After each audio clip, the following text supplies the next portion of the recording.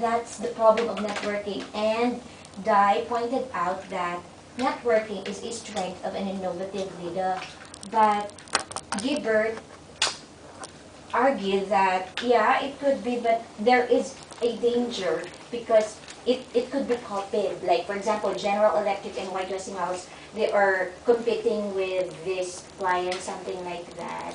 Pliant's thing, facilities, something like those that they are selling. So those are the parallels of being sometimes, would like to become innovative leader. Okay. What was the two types of leadership that we mentioned? Transformational and transactional. Transactional. Because I came across another type of leadership. It's this distributed leadership, where leadership does not go from up and down, but sideways also. And the key ingredient would be teamwork, and then as well as outside network.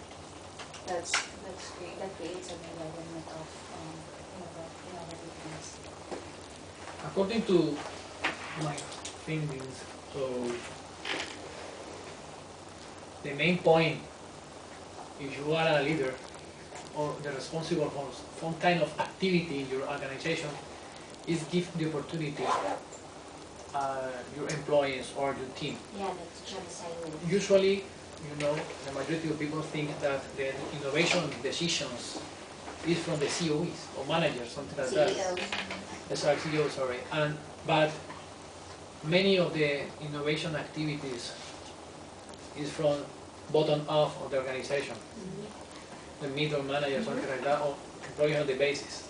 So yes, transactional, transformational, but all these around the create environments and climates where employees feel comfortable to create or to innovate. And for that reason, in some part I found that it's very important in the success to achieve innovative activities is the relationship between employees and employer. So it's empathy relations.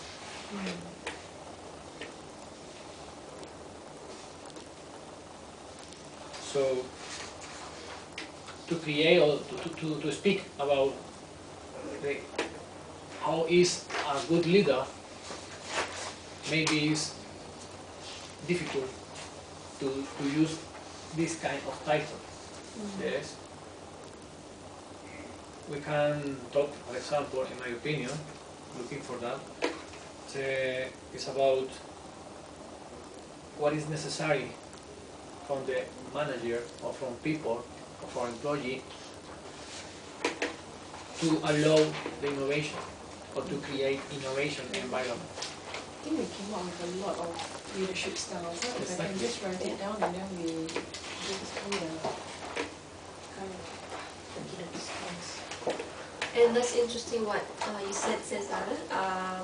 This article, Leadership and Innovation in the Public Sector, said that even in public sectors where, the conventional wisdom is top to bottom, it's actually, the study showed that the innovation comes from the bottom.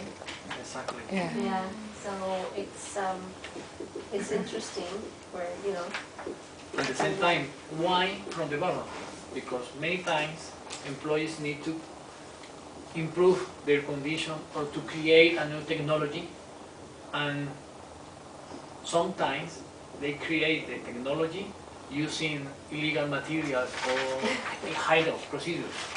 But now, as some you told, that now many organizations have special budgets and special areas to create ideas and innovation processes. R&D organization. Exactly. What else did you mention just now? What was the leadership style that you were talking about?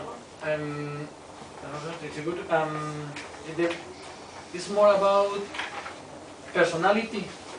It's the relations between the personality and from the CEO and the leadership style. Here, pretty much, like charisma, Yes. personality related. To the individual, is it? Individual characteristic, contribution. I found that, sorry, leader-member exchange. Theory suggests that quality of the relationship between supervisor and subordinate is related to innovativeness. Is it relational or? Leader member, is it? Yes, leader-member exchange, LMX. Leader member, can I see? I have that. LMX. Relates to the individual, relates to the member, is it? Relates Yes. to individual person, not a team, right? Yes, in between, the relation between people. The relationship between employees. Whether or not this and the transformation Yes, could be. is a, you know, is a subset of each Yeah. other or what, later then we classify it, but we just write down like our leadership styles. Yeah. Okay, so you mentioned some leadership. Social capital is one. Mm-hmm. Social capital is, something like transformational leader, more on their active. Social capital is a leadership style. style? Yeah. In what context? What do you mean in what context? In an organization. So the leadership style is applicable to the whole organization or to teams or to individuals? To the whole organization.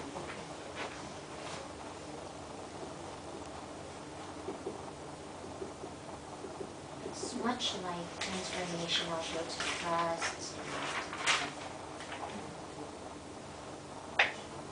Okay. Transactional is definitely authoritative, and so it's on a hierarchical thing. It's basically all about the objectives. And distributed That is within the organization and across organizations. across organizations. Within and across. You mean with other Yeah, organizations? because networking is an important aspect of it. Okay.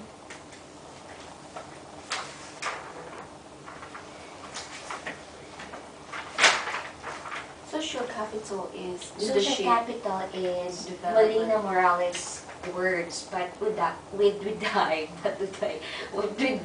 it's socialized leader. Which would be Socialized like- leader. Yeah, Socialized socialized leader. leader. And you can, but that's Morales' words. Communicating with people or employees Yeah. of the organization. And that pretty much falls into transformational. Yes. Actually, because it's charismatic. One of the element of charismatic leader, because charismatic leader can go to negative and positive direction. If it's positive, it's socialized leader. But when it's negative, it's personalized leader. So.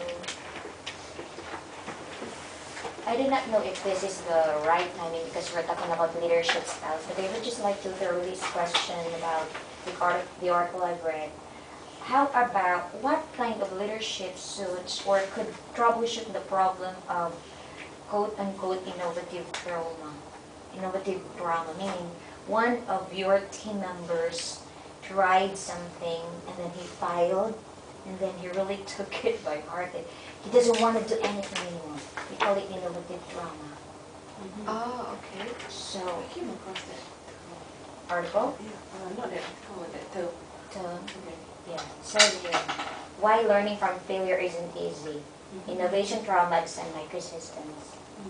So, what kind of leadership set? The authors or the ones who wrote this did not really give what are the things to be done, but the other side of innovating, something like that. That some of your you can be transformational, transactional, you can encourage, but what about if you have encouraged them and motivated them well, and then they failed, and then they would not like to innovate anymore?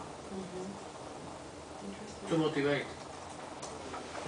They wouldn't like it anymore. They were so embarrassed, were so distressed. You call it innovation trauma. But So that will be a consequence of a particular leadership style. Yes. Right? So what kind of Which leadership style that could could really result in Mhm. that And kind of probably trauma? Authority. Encouragement and another round of Yeah, but